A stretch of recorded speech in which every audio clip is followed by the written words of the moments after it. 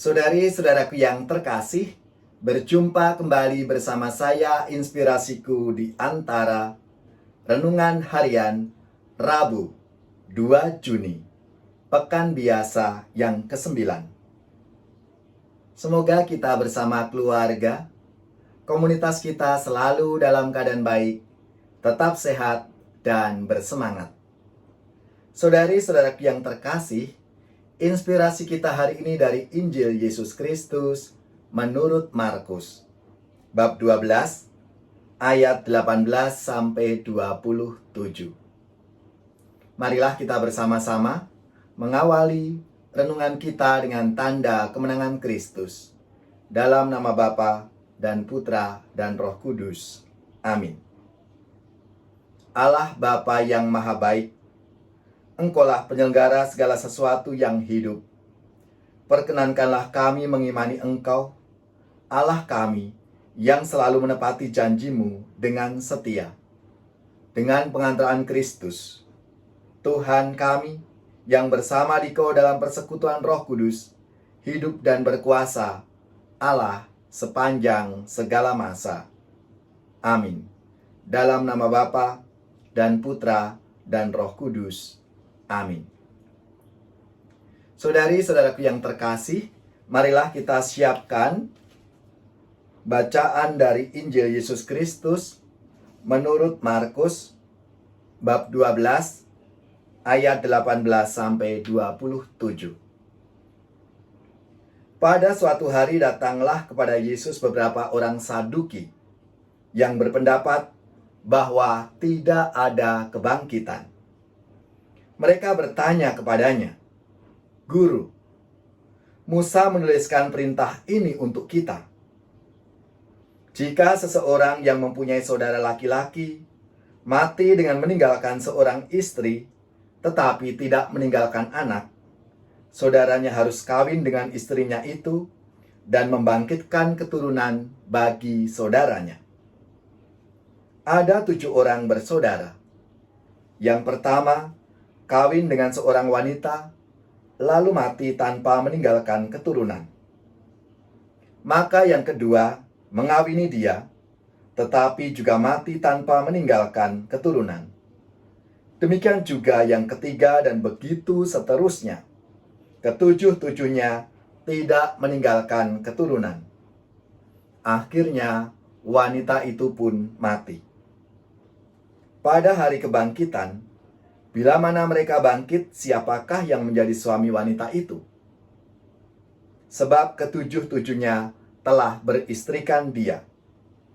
Jawab Yesus kepada mereka, "Kalian sesat, justru karena kalian tidak mengerti kitab suci maupun kuasa Allah. Sebab di masa kebangkitan, orang mati tidak kawin atau dikawinkan. Mereka hidup seperti malaikat di surga. Mengenai kebangkitan orang mati, tidakkah kalian baca dalam kitab Musa, yaitu dalam berita tentang Semak Duri, bahwa Allah bersabda kepada Musa, 'Akulah Allah Abraham, Allah Ishak, dan Allah Yakub.' Allah bukanlah Allah orang mati, melainkan Allah orang hidup. Kamu benar-benar sesat." Demikianlah Injil Tuhan. Terpujilah Kristus. Saudari-saudaraku yang terkasih, apa kabar semuanya? Semoga kita bersama keluarga, komunitas kita selalu dalam keadaan baik, sehat, dan tetap bersemangat. Saudari-saudaraku yang terkasih, kalau kemarin kita diajak untuk merenungkan ada kaitannya dengan masalah pajak, kini giliran kelompok Saduki mempersoalkan masalah kebangkitan orang mati. Pertanyaan orang Saduki bermaksud untuk menguji dan mempertentangkan Yesus dengan kelompok orang Farisi. Apa yang terjadi setelah kebangkitan bagi perempuan yang bersuamikan 7 orang? Yesus mengatakan bahwa tidak ada perkawinan setelah kebangkitan, melainkan hidup seperti malaikat di surga. Saudari-saudaraku yang terkasih, kita semuanya tahu, surga merupakan sebuah situasi di mana Allah Bapa bersemayam. Yesus naik ke surga, artinya dia pergi kepada Bapa dan bersemayam dalam roh dan terang yang tak terhampiri. Terlepas dari Yesus berarti terlepas dari surga, sebab hanya Yesus yang pergi kepada Bapa dan menyediakan surga itu bagi kita semua. Saudari-saudaraku yang terkasih, hal kedua tentang realita kebangkitan itu sendiri. Orang Saduki tidak percaya akan adanya kebangkitan. Maka Yesus menegaskan bahwa Allah Israel adalah Allah orang hidup, bukan orang mati. Abraham, Ishak, dan Yakub adalah bapa-bapa bangsa yang masih hidup dalam roh karena Allah mereka adalah Allah yang hidup. Saudari-saudaraku yang terkasih, bagi kita umat Katolik, kebangkitan merupakan pengharapan untuk kembali bersatu dengan Allah melalui Yesus Kristus Putranya. Karena dialah satu-satunya jalan menuju kepada Bapa di surga. Dialah satu-satunya yang bangkit dari kematian dan mengalahkan maut, sehingga kita memiliki pengharapan akan kebangkitan.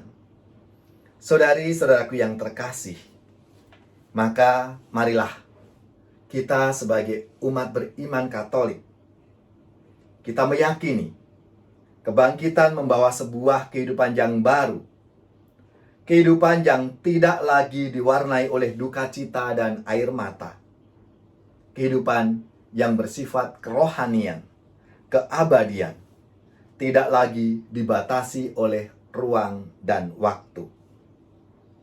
Saudari-saudaraku yang terkasih, maka marilah kita semua diajak untuk memiliki pengharapan dalam hidup kita masing-masing, sehingga kita semakin mengasihi Tuhan kita, semakin kita setia akan iman kita, karena Allah kita adalah Allah yang hidup, yang menyertai perjalanan kehidupan kita di tengah-tengah perjuangan di dunia ini.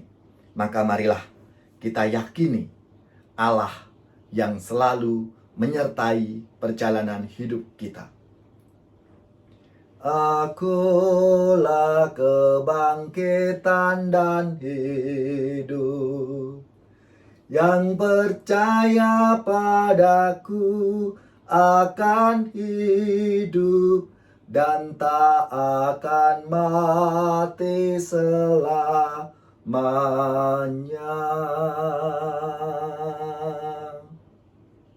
Saudari-saudaraku yang terkasih, demikianlah inspirasiku di antara renungan harian hari Rabu 2 Juni, Pekan Biasa yang ke-9. Marilah kita mengakhiri renungan kita dengan mohon berkat Tuhan. Semoga saudari-saudara sekalian, keluarga-keluarga, orang-orang yang kita doakan, mereka yang sakit, yang menderita, seluruh tugas, belajar, pekerjaan, usaha, serta karya pelayanan kita, dibimbing, dilindungi, dan diberkati oleh Allah yang Maha Kuasa, Bapa, Putra, dan Roh Kudus. Amin.